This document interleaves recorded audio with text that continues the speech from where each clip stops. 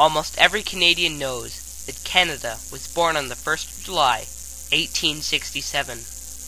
Our nation came to be when Sir John A. Macdonald wrote the British North America Act. This is not, however, our nation's true birthday. This was only when we were conceived. Canada was born on Easter Monday, April 9th, 1917.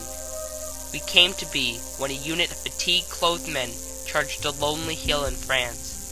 Our noble founding fathers stood shoulder to shoulder for the first time.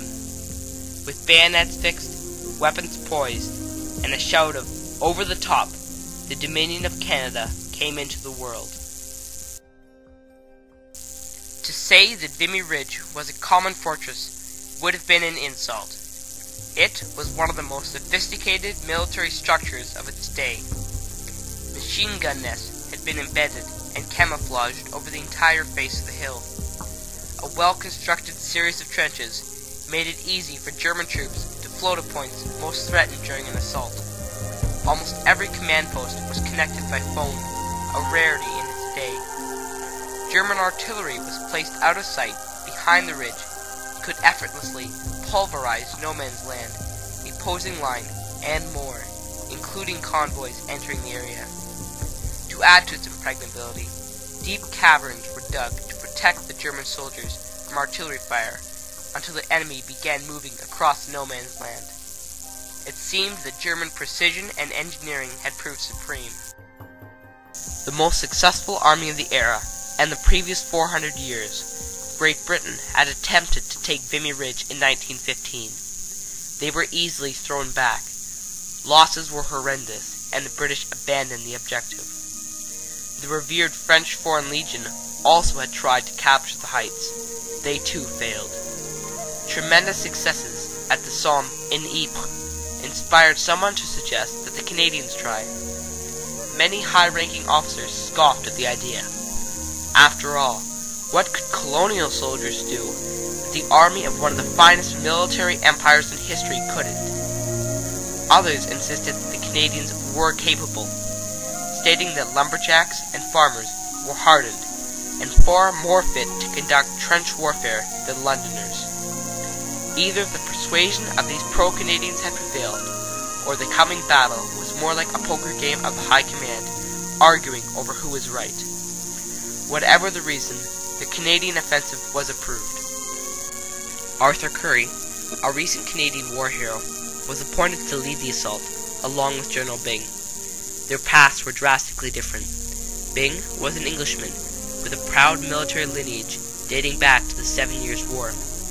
Arthur Currie, a schoolteacher, real estate salesman, and army reservist, was an odd subordinate. Despite their different backgrounds, both men shared the belief that an operation of such magnitude would only be successful if it was well planned, rehearsed, and the common soldier knew as well as an officer the objectives laid before them. General Currie's orders were simple. Thorough preparation must lead to success. Neglect nothing. Revolutionary principles were conscripted to fulfill the demand. For the first time in history, the plain of battle was not scoured by daring scouts or spies. Pilots took to the air. Their weapon of choice, the camera. The result was a breakthrough in military technology. The images were analyzed. Every single machine gun was marked, and the distances between trenches, as well as other defenses, were meticulously noted. With this crucial data, Currie and Byng met to develop an innovative strategy. They agreed that something must change. Previous battles had demonstrated that mere manpower was futile against machine guns, modern artillery, and snipers. Currie pointed out that one of the few areas of the Somme that showed success had precision support from heavy weaponry as the infantry advanced. He suggested that they adopt and refine the tactic. Byng agreed. From that point on, Currie was unofficially given the reins, even though he was Byng's junior. Currie drew up his final plan. Mere days before the battle, he would let the enemy in on his secret. he knew where every single piece of their artillery was. His own guns would quickly knock them out. There would be no time for repairs and replacements before the Canadians attacked. A relatively small amount of shells would be expelled into the enemy's trenches prior to the assault. The Germans would simply move into their bunkers to avoid the fire. Instead, Currie capitalized on this strength. When the attack began, half of the artillery, along with the machine guns, would force the Germans into hibernation. The rest of the guns were reserved for a very unique maneuver. The Canadians would not charge the enemy.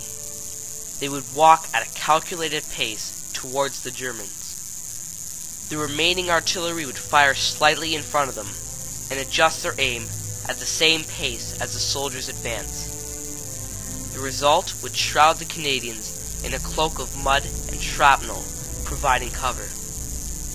All that remained was application. It wouldn't be easy. A scale replica of Vimy was created. All 4 Canadian divisions were guided through it. Rehearsals became routine. The area became so familiar to the Canadians that many could have conducted the assault blindfolded. Currie wasn't finished. He ordered that maps be distributed to every non-commissioned soldier. This had never been done. It was thought that such a venture would result in the enemy uncovering the plans. It demonstrated to the soldiers that Currie trusted and believed in every single one of them. The Canadian morale soared. The troops became fanatically loyal to Currie. Whatever he ordered went. To avoid detection, no convoys brought troops into the area. Almost everything was transported to the front by night.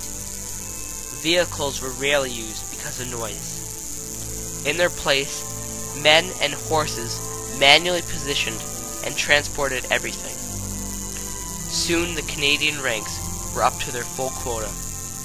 100,000 men were poised to attack. It was now just days before Easter.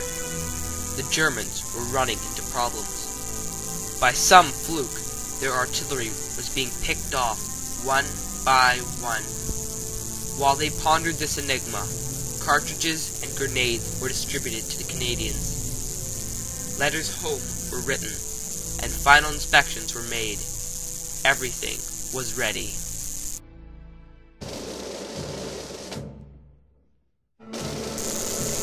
On the 9th of April, the guns fell silent. The shrill sound of the bagpipe echoed from the Canadian lines. Then, with the fury of lightning, every piece of artillery in the Canadian lines unleashed their firepower. The soldiers alighted from their trenches and advanced with the precision and timing of a clock. The Germans were taken completely by surprise. Men rushed to their defenses. They abruptly became aware that not only could they not see the Canadians, but that any man who rose above the earthworks embarked on a suicide mission. Almost every objective fell according to plan. The only point that spoiled the record was Hill 145. It would not withhold the Canadians. 4 days later it fell. The Canadians had done it. No one was more astonished than the British. So sure were they that a massacre was going to take place, that no reserves were put in place, and the pursuit against the retreating Germans was impossible. As a result, the war dragged on for another year and a half. The Canadian achievement, though, was not tarnished. We had achieved the first decisive victory of the war. It wasn't the British, it wasn't the French, and the English dare not boast that it was their colony.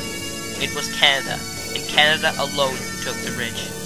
The soldiers were strictly Canadian, and so was their leader.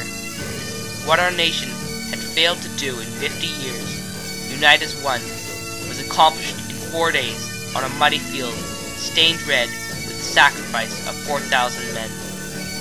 English Canadians, French Canadians, Ukrainian Canadians, Black Canadians, Native Canadians, Japanese Canadians, and more stood shoulder to shoulder as brothers. As one soldier aptly summarized, I looked behind me, and through the smoke I witnessed the birth of a nation, lest we forget.